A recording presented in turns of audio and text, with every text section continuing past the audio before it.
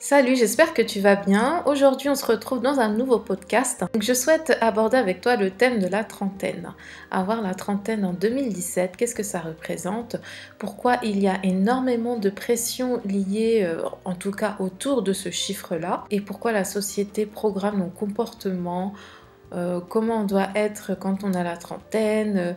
Alors moi je suis née en 84, hein, j'ai donc 33 ans et je pense que comme beaucoup de personnes qui sont dans la trentaine, je suis restée bloquée aux alentours de 25 ans et je dirais même que mon âge idéal pour moi ça a été 28 ans. Et du coup je ne me suis pas vue dépasser la trentaine. Ce n'est pas un souci de jeunisse parce que je ne veux pas me voir vieillir, parce que voilà, pour moi c'est l'angoisse d'avoir la trentaine.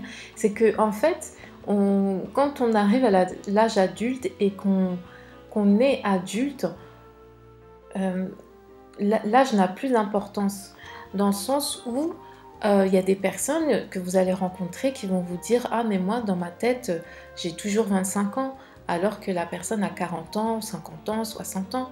C'est juste qu'on arrive à un moment, à une étape dans notre vie où on devient adulte. Donc on arrive au moment où l'on est mature, où on a atteint notre degré de maturité, ce qui n'empêche pas d'évoluer après par la suite. Et donc moi, comme je te le disais, je ne me suis pas vue dépasser la trentaine.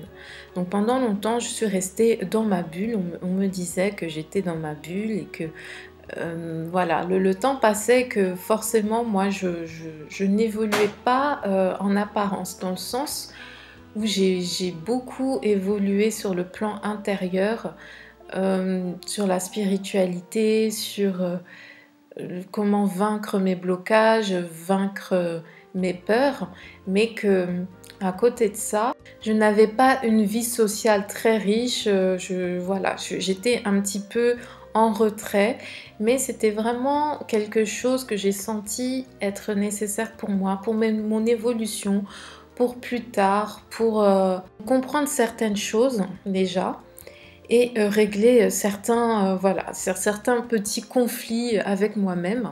Donc je pense que j'y suis arrivée, en tout cas j'ai beaucoup progressé. Du coup j'ai remarqué que ça générait une certaine incompréhension de la part d'autres personnes que je rencontrais, même fortuitement. On rencontre des personnes, on se décrit un peu, on parle un petit peu de soi et j'ai l'impression que les personnes étaient toujours un petit peu interloquées du fait que j'avais quand même l'âge que j'avais, donc 31, 32, 33, et que je n'avais pas forcément tout ce que eux avaient, donc au niveau affectif, au niveau professionnel, au niveau même matériel. J'ai beaucoup ressenti ça de la part de personnes que je rencontrais voilà, pendant quelques heures. Et j'ai eu une phase où j'étais auto-entrepreneur et du coup ça m'a pas mal coupé aussi de la vie sociale ou même la vie professionnelle, mais c'était un choix voulu et c'est un choix assumé, et même aujourd'hui d'ailleurs.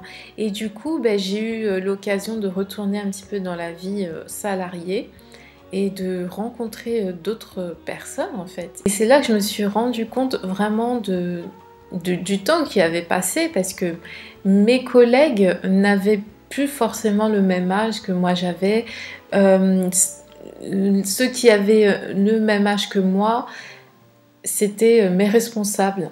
Et du coup, moi j'ai compris que voilà, il y avait une évolution de carrière, évolution de vie, évolution de tout ça. Se demander pourquoi j'étais à ce point en décalage, alors que c'était juste que j'avais pris du temps pour moi, et que c'était nécessaire, que si j'avais pas pris du temps pour moi, je pense que je serais peut-être très malheureuse aujourd'hui. Et donc moi concrètement, voilà, j'ai pas d'enfant, je suis pas mariée, je ne suis pas propriétaire d'une maison, je n'ai pas de voiture, voilà, c'est en soi, ce n'est pas quelque chose qui me dérange, mais c'est toujours dans le regard des autres qu'on te fait comprendre: oui, mais t'as un petit problème, ma cocotte, à ton âge, tu devrais avoir plus que ça. Mais en même temps, ma vie intérieure, ma vie spirituelle est tellement riche, et je dis bien que si je n'avais pas si je n'avais pas eu ce temps pour moi, je n'aurais pas été la même. Je n'aurais pas su franchir tous ces obstacles, toutes mes peurs. Et à côté de ça, j'ai vraiment l'impression d'avoir vécu plusieurs vies, d'avoir été plusieurs personnes, d'avoir été jusqu'au bout de mes envies, jusqu'au bout de mes désirs, de tout ce que je voulais faire. Et d'ailleurs, ce n'est pas fini, j'ai toujours des rêves à accomplir. Je suis riche intérieurement, voilà. Je ne suis peut-être pas riche matériellement, mais je suis riche intérieurement.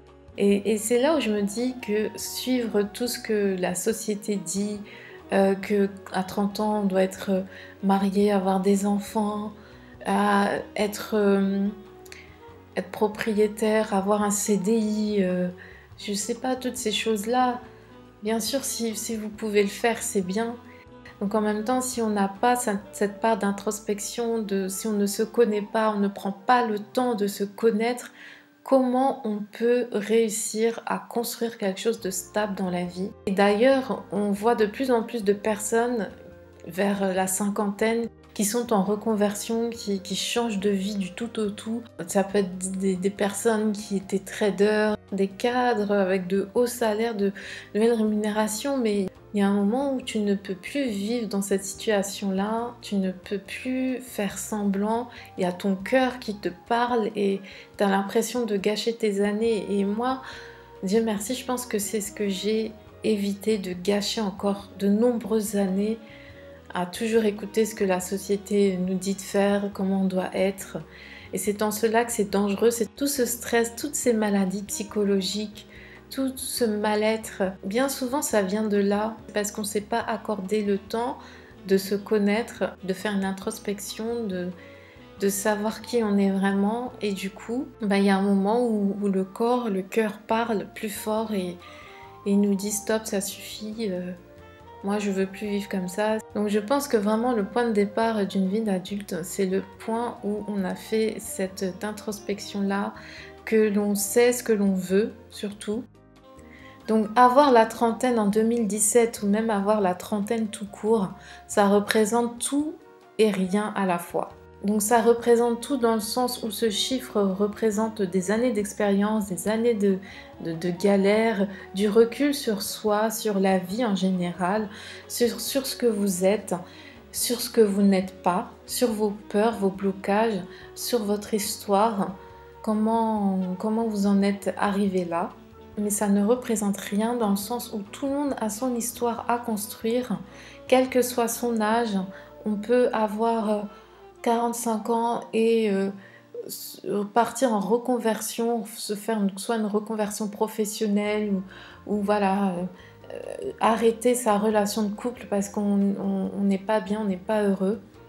On peut refaire sa vie à 60 ans, recommencer à travailler à je sais pas, 70 ans si on a un métier qui nous passionne et qu'on s'est découvert une passion. L'âge ne représente rien du tout et il n'y a pas d'âge palier pour faire ci ou pour faire ça.